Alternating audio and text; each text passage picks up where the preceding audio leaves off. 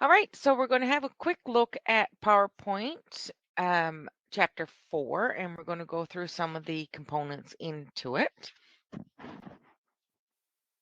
It starts off with formatting a text box and how a text box can be laid out and everything. So I've opened up the answer key to chapter 4 here for us to have a look through to see how it's supposed to be done when it's finished. But we're going to be inserting new stuff. So if we were here now and we're looking at inserting a text box, we're going to go to our Insert tab and we're going to choose Text Box. And once you insert a text box, it can just drop in for you and then you can just type into it. So theirs was type in safety. So once we have it, we're going to have to move it and place it. And then you can resize it. And it talks about all the things that you can do to your text box. So we went through some of this the other day. So for example, was changing text size or direction. So we can choose our text direction and then we just resize our text box accordingly. I'm going to just put it over here. And if we need to change the fill and the shape and stuff, it's done through here. So if we want to turn it into a red button, we can. And we can change our outline as well. So if we want to give it different shapes or lines, it's all done through here. And we can change the shape effects. So if we want to make it look more like a button or more like a reflection or more of a glow or a 3D option, it's all done through these features here. So if we just play with it, you'll find all the different options and features and everything in through your fill and your outline and your fill effects. And that's where you're going to get most of the stuff you're going to need. And then of course there's other options which we talked about last week as well as different fills and patterns and shapes and things you can put into the background as well. So that we pretty much looked through last week, or sorry, not last week, earlier this week. And so there's also the option to set tabs into a text box, which is very similar as what you would have learned in Word. So one thing you're going to make sure you turn on is your ruler. And once your ruler is turned on, you can add your own tabs and you can take them away by clicking and dragging, same thing you did.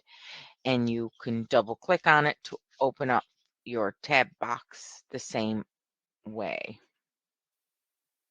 No, you cannot. Okay. So you're going to work with the proven method we do know. So if you need to change a tab, you're going to select it all and you're going to insert a new tab, and that new tab will be for everything that you have selected. And then to remove it, you're going to pull it away. So it's literally the same thing you covered into Word, just tiny changes, not difficult at all. One thing that is troubling me in this chapter is on page 119, they talk about merging documents, merging things into your file. So I just got a text box. I just is a new slide where I just quickly stuck in two shapes. So inserting a shape, I'm going to put in a third one here now as a little quick display. So we would just go into insert and we're going to choose the shapes, and then you're going to choose the shape that you want to insert. So we're going to choose an arrow this time as what to use in the text in the book. And there you go. So now I have inserted three separate shapes. Now you guys can try this, but it will not work for me. So I am not sure what's going on, but they're telling us to Control A, which is to select everything, and then go to the draw, and we should be able to merge. I don't even have a merge on the draw. My merge is in my format shapes and it's merge. And then they're telling us to hit the subtract one, which they say should join everything together. When I go to my subtract, I lose everything and I cannot find a way to bring it back. I have re-merged it. I have can undo it. And I just it's not working. It's not working at all for me.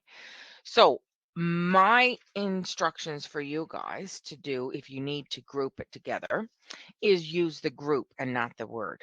So if you're going to look at grouping something together, I would use my control button and then click on the shapes we want to group together.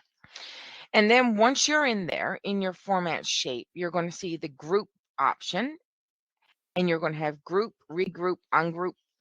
So ungroup can't be accessed right now. It's grayed out because nothing is grouped for it to ungroup. But when you click group, this now becomes one individual image or object as opposed to three individual ones. So if you want it to be able to resize these, this is exactly what you want, but you might want them bigger, but at this exact scale, now you can do it as one image as opposed to three. If by chance you decided, man, I wish that oval was in a different place, you can ungroup it.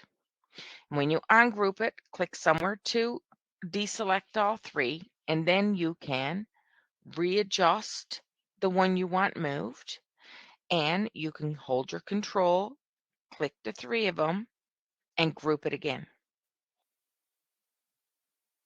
So that's grouping and ungrouping. I much prefer that over this merging. The merging is just not doing what I want it to do. So please use the grouping because it'll be a lot less grief for you.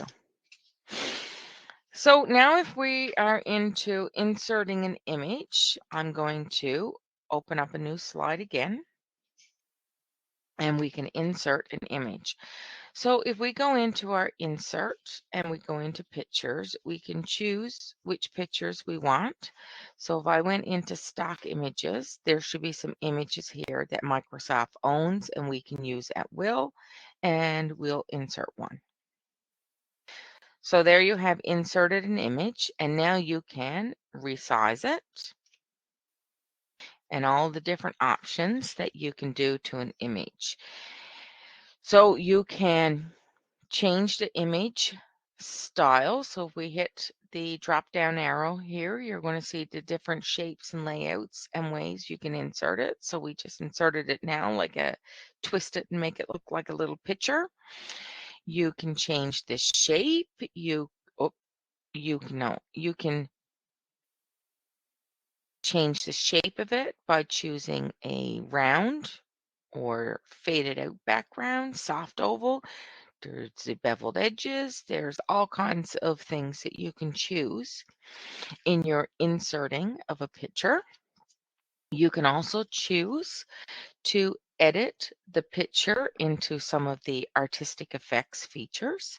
So if you want it to be a different look, paler, if you want it to be blurry, if you're trying to choose a different style, effect, scratched out, there's all different ways, things that you can choose for your images. So you can have a look and pull through some of those. As always, you can crop your images. And if you decided you don't want all that green space, you would just crop it down and then it just edits for you. You can use some of the correction tools, which will be bright, make it coloring. It'll just affect the display of it. So if you're trying to dark it out and make it look like it's nighttime picture, there's all kinds of tips and tricks that you can do here to edit some of these. So you can have a daytime, nighttime. So feel free to poke around. The best thing I like to do when I'm doing a slideshow or something like this is stick in a new slide, stick a picture into it, and then just play away with it at my heart's content until I find exactly what I want. If I'm happy with it, great. If there's no way to mess it up. And then if I just totally have this slide full of so much gobbledygook that I need to get rid of it, I'll just click it and hit delete and delete the whole slide. And then I'll just start over with a new one. So there's all kinds of things that you can do here for different inserts and shapes and word arts and all kinds of stuff. So honestly, I would just really like for you to just go through it, work through the chapters, and just play with it. You can also have a picture as the entire background. So in order to do that, you're going to go to the Design tab and you're going to format your background. Once you choose to format the background, you can choose if you want to put in a picture. And if you do want to put in a picture, you're going to insert it. And if we just went back to the stock files and we chose, if we're doing looks like a wedding or something, and we insert that, now that would be our background for our slides. So that means that whenever we would insert a text box or something of the sort, it's completely on top of it. And you can't actually click it and move it around like you would an image. An image you can click and move around, but if something is inserted as the background, that's it. It's gone to the background and you cannot edit it unless you edit it through the background features, which you can. You can choose to edit it here. You can fade it out more. You can do different things, but it's done through the background edit tools and not through picture edit tools.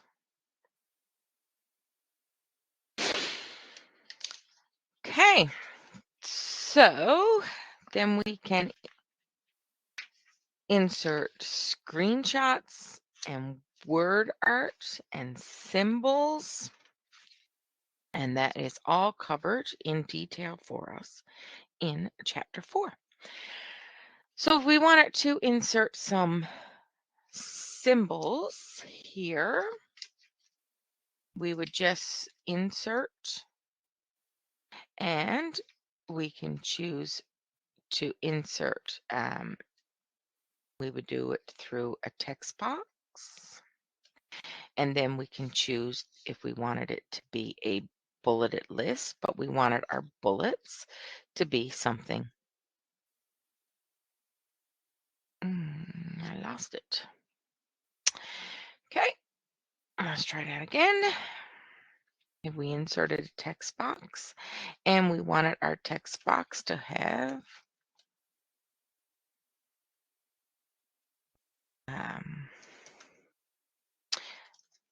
time, love, hope, and trust. Let's just stick those in there as ideas here.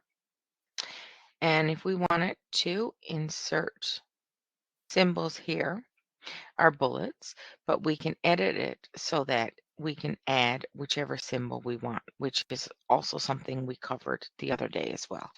So we can customize it and we can choose which we want to insert. So if we want it to go down into the wingdings, which is where most of the cutesy stuff is. And I'm sure if we looked through these 3 blocks of wingdings, we would find a heart or something that could resemble love in some sort of way.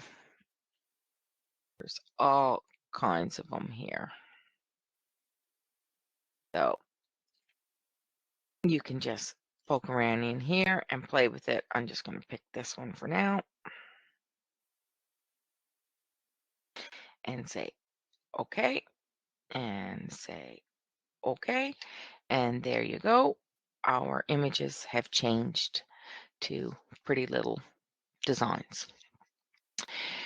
So inserting a screenshot, this is done through insert screenshot. So once you do that, PowerPoint, I was going to say Word then, will take you to a different place. So if you have another image opened, if you have something, so say if you want it now to steal this signature, oh, look, let's just take Oprah Winfrey. So you can choose to insert this as a screenshot, and then you can just edit it like you would crop it all out and design it down to exactly how you would want something to be inserted. So then you would just edit it down and you would say crop, and now you can have Oprah Winfrey design or something added to it. And that's something you just took a screenshot of. So I'm going to delete that. And then you also have the inserting of WordArt, which is one of the coolest things because it's automatically formatted in a super cool design or layout for you. In which case you can change the shapes, you can change the layouts, you can change the design of it, you can change your text, you can change your font, you can make it a title. There's all kinds of things that you can do when you're into your WordArt. So if you're inserting something as WordArt, then you would go into your WordArt shapes or styles, and this is where you would choose your different font styles, the shadowing, the features, and you can apply it there.